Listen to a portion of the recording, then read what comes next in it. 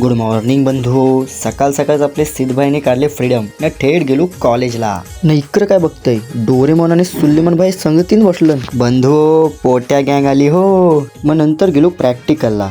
Photo काढून काढून storage भरली, पण पेजेस काय संपत नाही. आजची जेवणात जामच व्हरायटी होती. मग काय जेवलो आणि लगेच गेलो वर्कशॉपमध्ये. आज मिलिंग मशीन आम्हाला गिअर बनवायला सांगलेला. बंधू ही पब्लिक बघा का ती जमली इकडं. काय चाललंय का समजत नाही. सगळी पोरा लेक्चर सोडून इकडं फूड फेस्ट मध्ये आली.